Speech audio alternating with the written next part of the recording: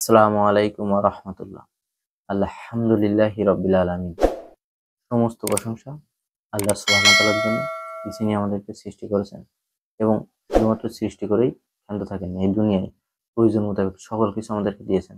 সেই রবের শুকরিয়া আদায়ের জন্য বলছি আলহামদুলিল্লাহ। রাসূল সাল্লাল্লাহু আলাইহি সাল্লামের উপরে দরুদ সাল্লাল্লাহু আলাইহি সাল্লাম। প্রিয় দিনী ভাই ও বোনেরা, আজকে আমরা কোরআনুল কারিমের এমন একটি আয়াত নিয়ে কথা বলবো, যে আয়াতে আল্লাহ সুবহানাহু ওয়া তাআলা আমাদেরকে গভীর সতর্কবার্তা দিয়েছেন। আল্লাহ সুবহানাহু ওয়া তাআলা বলেন সূরা যুখরুফ ৪৩ নম্বর সূরা ৭৭ নম্বর আয়াত, ওয়া নাদাউ ইয়া মালিক। সেদিন জাহান্নামীরা চিৎকার করে বলবে, হে মালিক, লিয়াকদি আলাইনা রব্বুক, যে তোমার রব যেন আমাদেরকে শেষ করে দেয়। ওয়ালা, ফেরেশতা বলবে, ইন্নাহুম, নিশ্চয় তোমরা, মাকিসুন, অবস্থানকারী।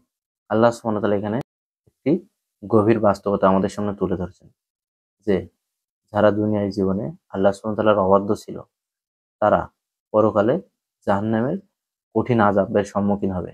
তখন তারা সেই আযাব সহ্য না করতে পেরে তারা জাহান্নামের মালিক ফেরেশতার কাছে আবেদন করবে যে, হে মালিক, তুমি তোমার রবকে বলো তিনি যাতে আমাদেরকে নিঃশেষ করে দেন, তার মানে মৃত্যু দেন।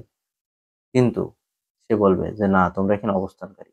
জাহান্নাম এমন একটি জায়গা যেখানে মৃত্যু নেই, কিন্তু সকল সময় আযাবের সম্মুখীন হওয়া লাগবে। ভালোভাবে তারা থাকতে পারবে না, মৃত্যু হবে না। কি কঠিন বাস্তবতা, চিন্তা করুন।